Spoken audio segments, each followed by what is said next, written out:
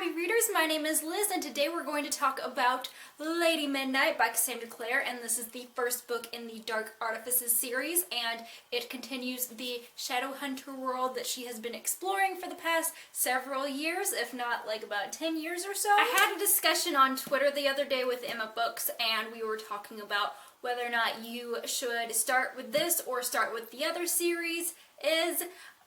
I would say that it is important to have some of the backstory as far as some of the characters, and this definitely spoils the moral instruments for you, and the infernal devices. Yeah, guys, infernal devices is like my favorite, but this is coming up close. But I will say it definitely spoils both of those series if you have not read them, so you should definitely do that. Also, this book is the best book she's ever written, so if you want to see the progression of her writing, start at the moral instruments, keep going through some of those crazy books because oh man, but those are quick reads.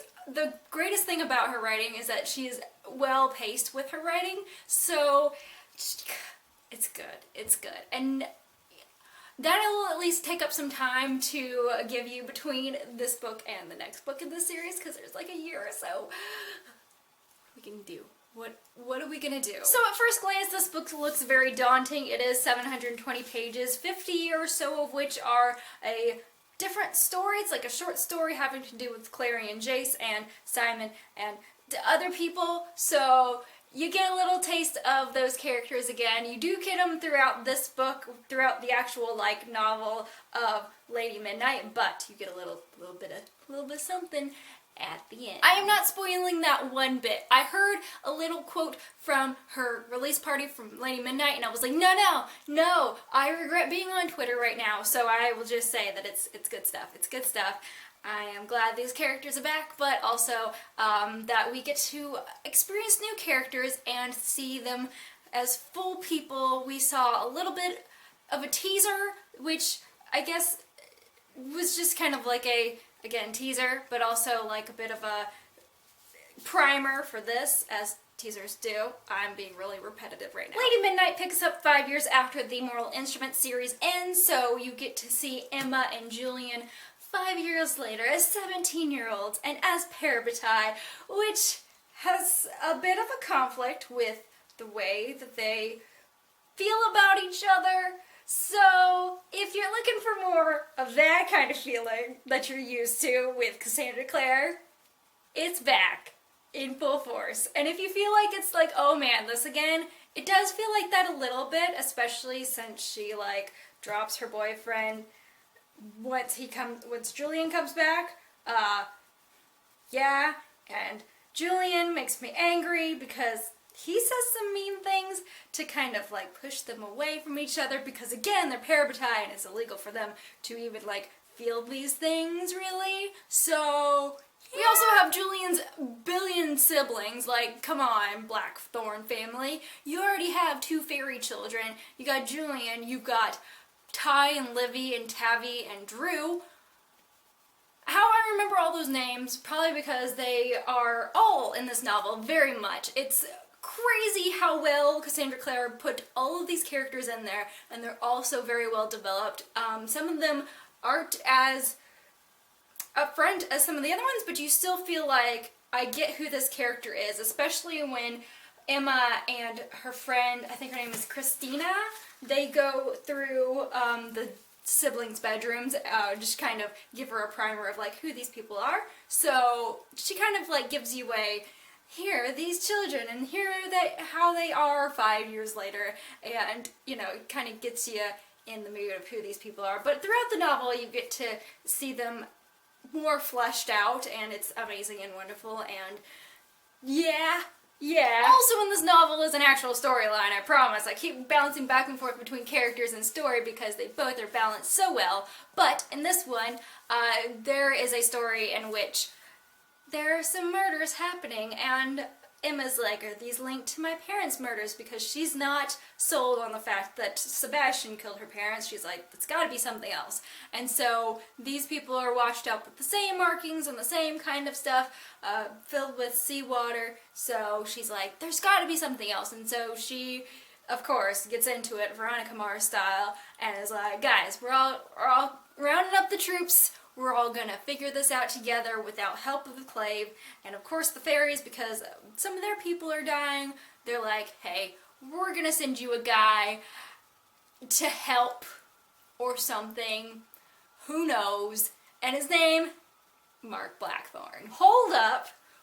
You mean the kid who was like kidnapped by the Wild Hunt in the last series? And you're like, here he is again. You get to hang out with him now.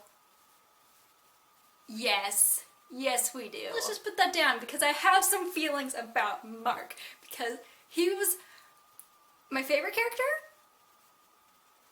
Basically, because every time he would say or do most of the things that he said or did, I was like, Mark, in like different ways. Like,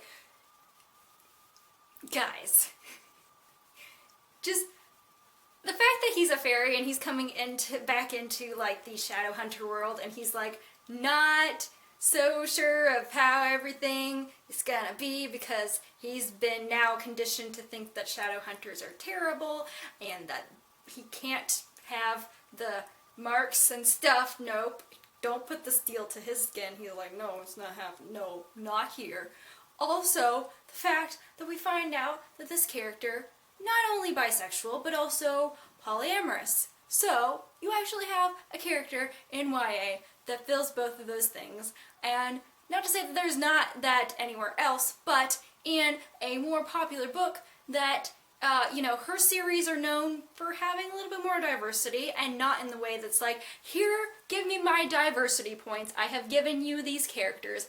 It feels like very natural for these characters. It feels very like, okay, this is a part of this person's world. Because it is a part of the fairy culture for people to not necessarily be monogamous.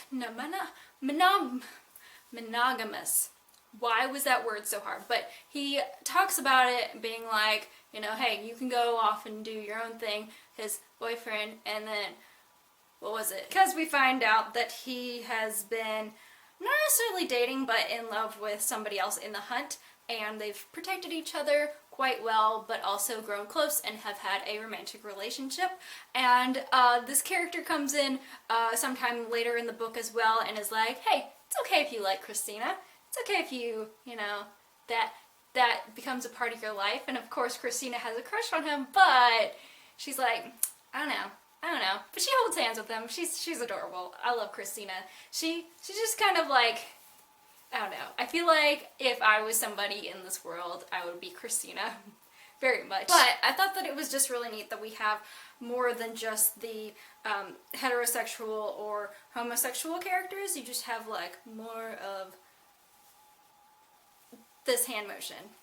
Jazz hands. I don't know. But it's nice to have just more things to just build this world and have more characters, more. Just this book, it's everything. But Mark, oh my gosh, he's great because he comes back and they let him take care of the kids at one point, and I was like, yep, that's me, because he's like, what am I supposed to do with children? I don't know. I haven't been around children in like 5 years, so what do I do? So, poor Tabby is in a bag of sugar. Okay, alright, and like, Drew is drinking some sort of like soda sour cream concoction, and they're like, why are you letting the children do this? Like, Emma and Julian come back and it's like, what is happening? My house has exploded.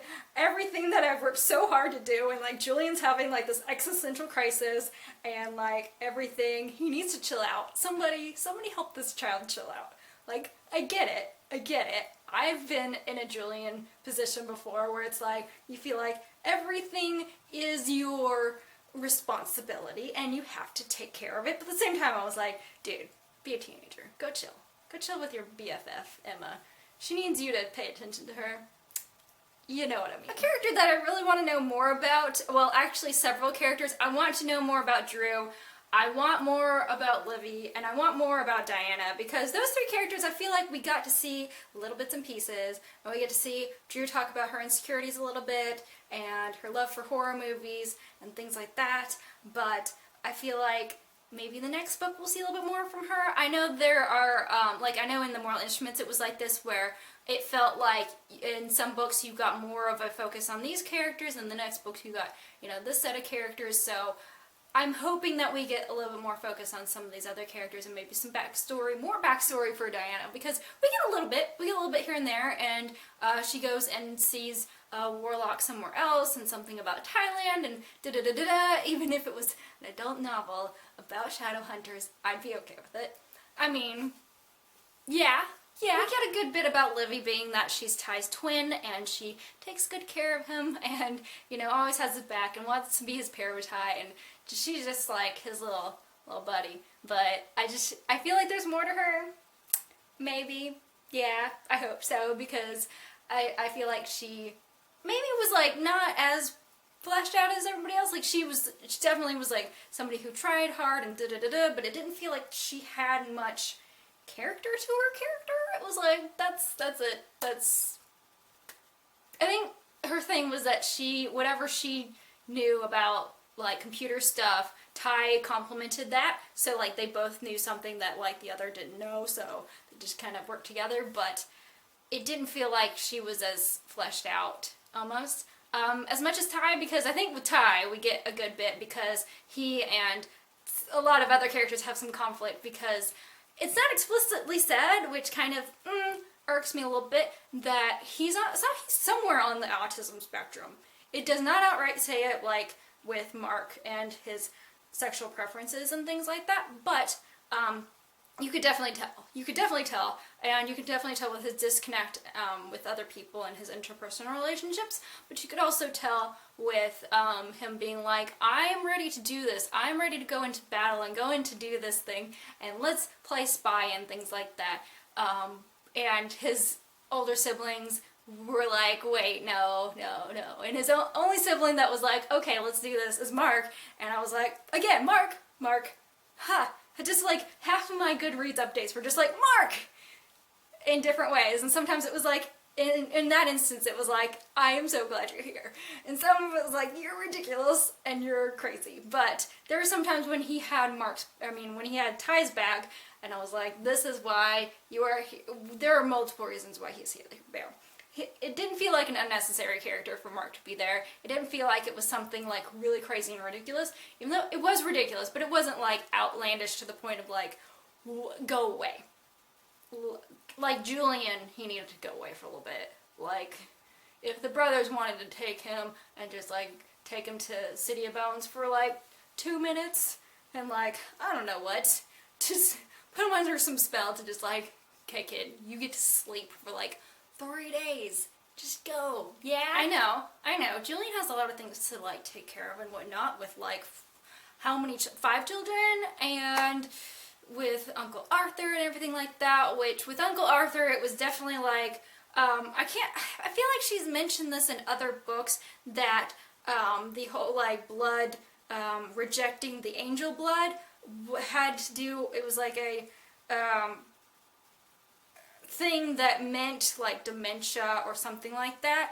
And with Uncle Arthur there was like a little bit of a backstory about him and Julian's father Andrew being in the fairy court or whatever, being trapped there, and that had maybe something to do with his state of mind now. So I'm thinking that maybe there's some brain damage, but maybe also dementia or something like that. And it's just kind of interesting to see that played out in YA, because we don't see a whole lot of that with parents and grandparents going through those things. I feel like I see it every once in a while, but like not like, again, in big popular books things. Maybe I know I need to read more. I know I do. But I felt like this was just something that, it just added another layer of like heartbreak for Julian. Yes. As you can tell, I have a very much love-hate relationship with Julian. He said some things to Emma that were really awesome, and then said some things that were like, how dare you? You better like watch yourself I know you're a fictional character, but you need to freaking go away. Forever. Okay? I really want to talk about a certain character that comes into the novel, and like, I can't wait for certain things to happen in the series because I feel like he's going to play a bigger part in things, but let's just say it's the character that Emma, Tess, and Jim go help out. I can't wait. I can't wait because Ty, yes, Ty.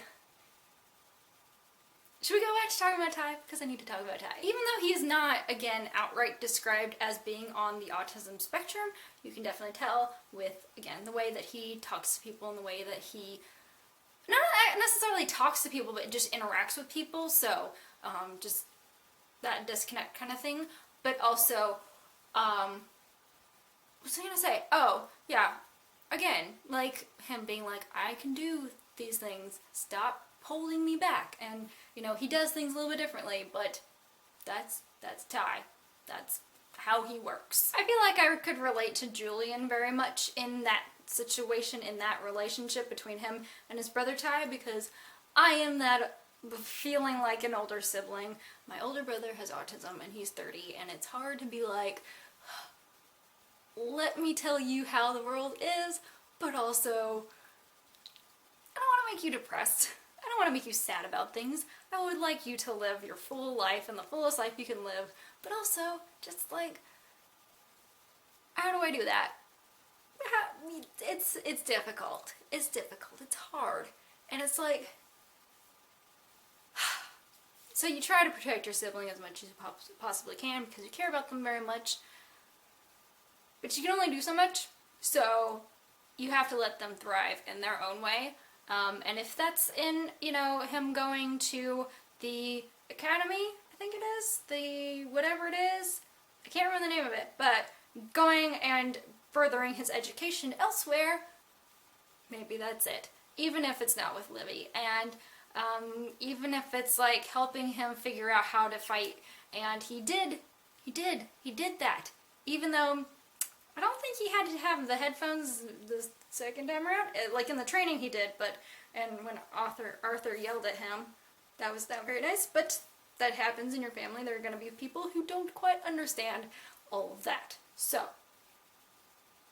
that's the fullness of that discussion, I guess. Overall, this novel did a really good job at showing you different kinds of people and different kinds of life and brain and human, really, because you talk about like reflecting the real world, and I know they're shadow hunters, so there's certain things that aren't going to reflect the real world, but there's certain things that that are human, a part of the human experience, that need to be reflected in literature, and I think this book did a pretty freaking good job at that. So let me know in the comments below how you felt about Lady Midnight by Cassandra Clare, and if you have not read it, let me know what you are reading currently. I hope you guys have a great day and keep reading.